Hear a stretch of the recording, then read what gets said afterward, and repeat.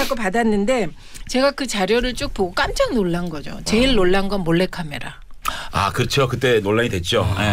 그 몰래카메라가 있는 위치가 더 놀라워요. 제2부속실.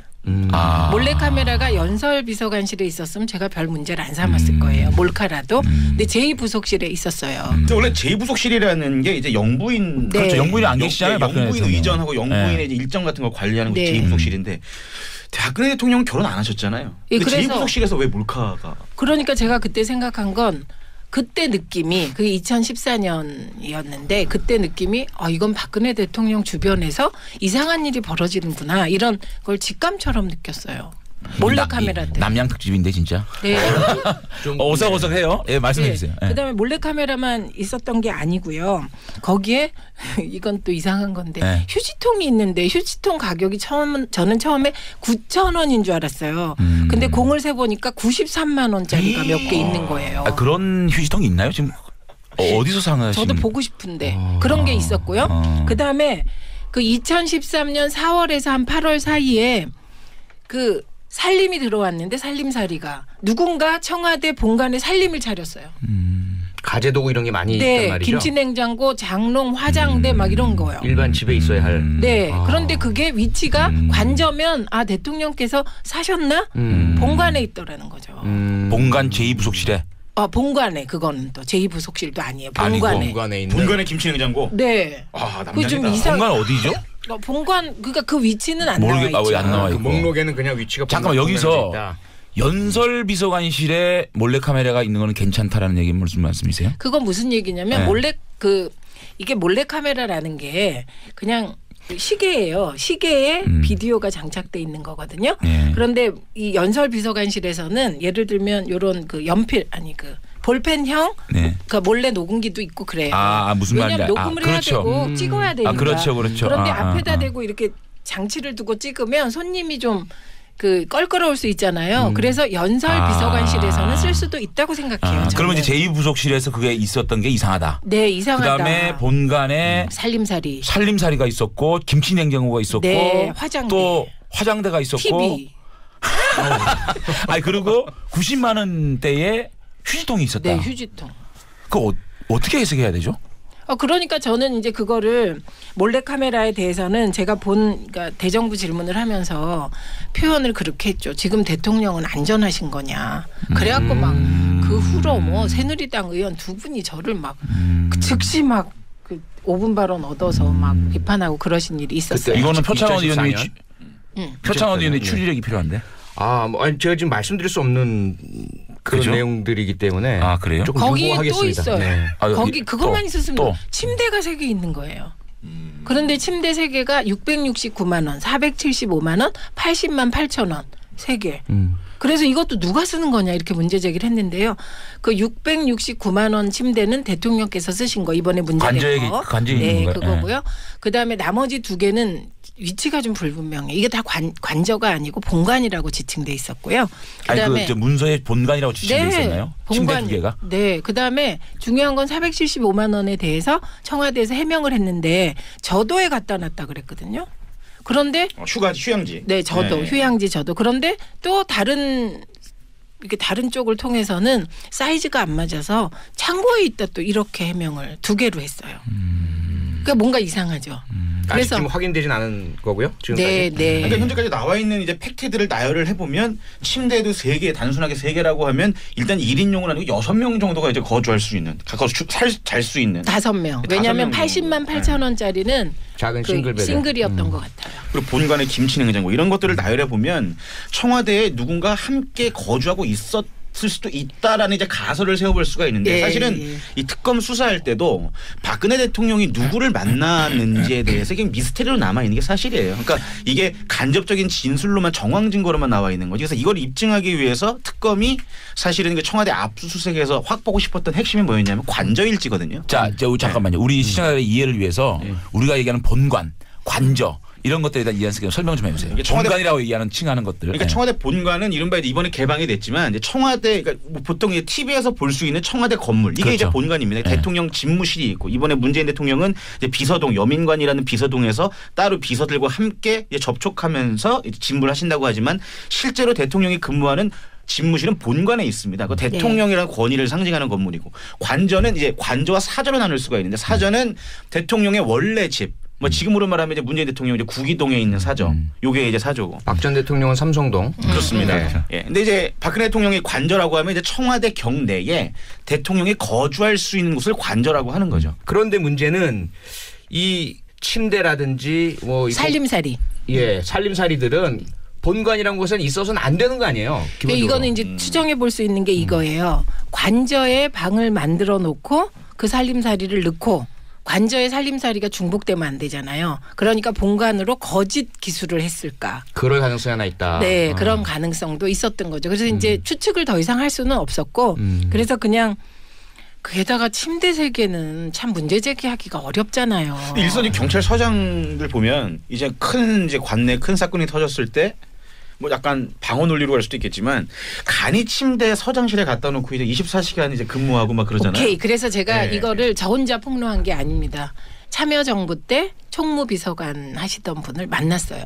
그래갖고 만나서 하나하나 점검을 받았더니 이거 있으면 안 되고 이거 있을 수 없고 제가 문제 제기했던 대부분이 있을 수 없는 일이다. 그다음에 그런 것이라면 되게 아주 작은 침대를 놓는다고 합니다. 그렇죠. 접이식. 예, 접이식을 놓거나 국회의원들도 그 자기 방에 두고 있잖아요. 있죠. 네. 자야 될 때가 있으니까. 그래서 그것도 안 된다. 그리고 뭐 지금 이제 좀 제가 외교안보 관련하여 문제가 돼서 별로 문제 안 삼았던 여러 가지 것들이 있었습니다. 그래서 제가 그 물품 목록을 보면 이게 이 청와대가 어떻게 운영되는지 알 수가 있는 거거든요. 근데 이제 지금 이 얘기가 재밌는데 또 우리가 또 궁금한 게 많아가지고 요 얘기는 제가 한 가지만 더 여쭤볼게요.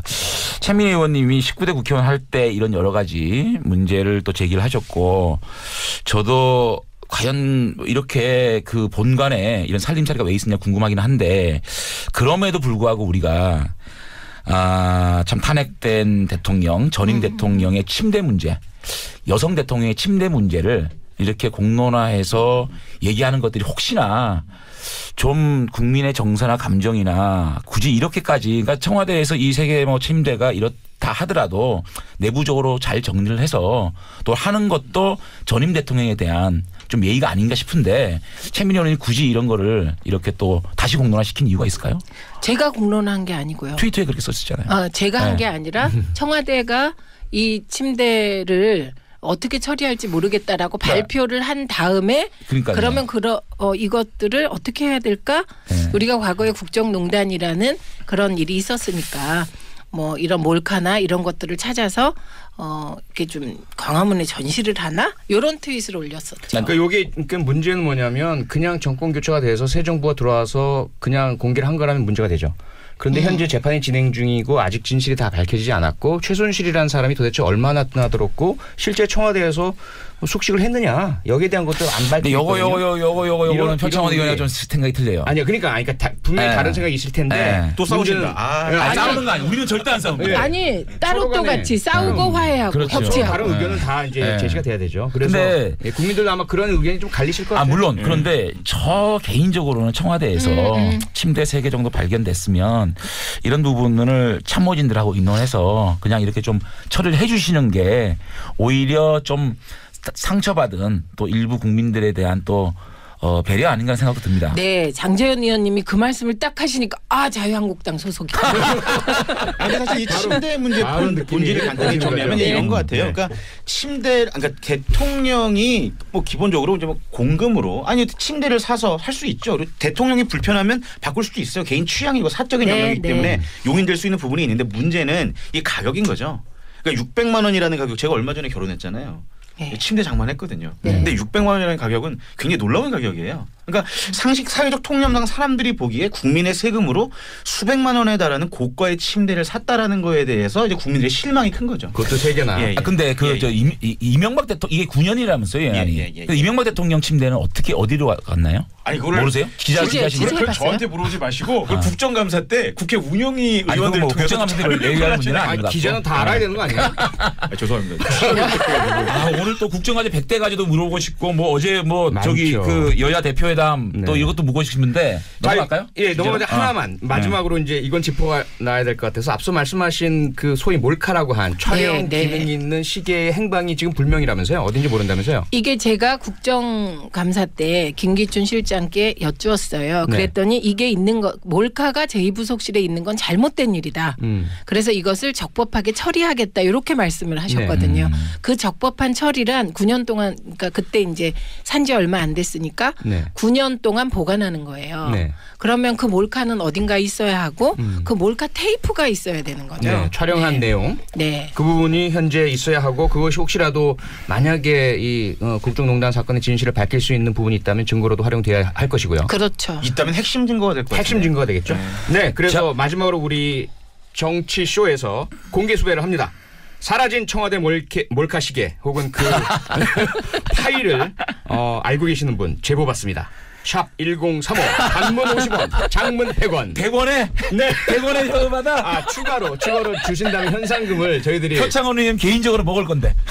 네, 제가 합법적으로 현상금을 드리도록 하겠습니다. 네. 좀 그 껄끄러울 수 있잖아요. 그래서 연설 비서관실에서는 쓸 수도 있다고 생각해요. 그러면 이제 제2부속실에서 그게 있었던 게 이상하다. 네, 이상하다. 그다음에 본관에 살림살이가 있었고 김치냉장고가 있었고 네, 화장대. 또 화장대가 있었고 TV. 아니 그리고 90만 원대의 휴지통이 있었다. 네, 휴지통. 그 어떻게 해석해야 되죠? 그러니까 저는 이제 그거를 몰래카메라에 대해서는 제가 그러니까 대정부 질문을 하면서 표현을 그렇게 했죠. 지금 대통령은 안전하신 거냐. 그래갖고 막 그 후로 뭐 새누리당 의원 두 분이 저를 막 즉시 막 그 5분 발언 얻어서 막 비판하고 그러신 일이 있었어요. 이거는 표창원 의원님이 표창원 의원의 네. 추리력이 필요한데. 아니 제가 지금 말씀드릴 수 없는 그런 그죠? 내용들이기 때문에 그래요? 조금 거기에 또 유보하겠습니다. 있어요. 네. 거기 그것만 또, 있었으면 또. 침대가 3개 있는 거예요. 그런데 침대 3개가 669만 원, 475만 원, 80만 8천 원 3개. 그래서 이것도 누가 쓰는 거냐 이렇게 문제 제기를 했는데요. 그 669만 원 침대는 대통령께서 쓰신 거 이번에 문제된 거. 관저에 네, 있는 거예요. 그거고요. 그다음에 나머지 2개는 위치가 좀 불분명해. 이게 다 관저가 아니고 본관이라고 지칭돼 있었고요. 그다음에 아니 그 문서에 본관이라고 지칭돼 있었나요? 침대 본관 2개가? 네. 그다음에 중요한 건 475만 원에 대해서 청와대에서 해명을 했는데 저도에 갖다 놨다 그랬거든요. 그런데 휴양지. 네, 저도 네. 휴양지 저도. 그런데 또 다른 쪽을 통해서는 사이즈가 안 맞아서 창고에 있다 또 이렇게 해명을 2개로 했어요. 그러니까 뭔가 이상하죠.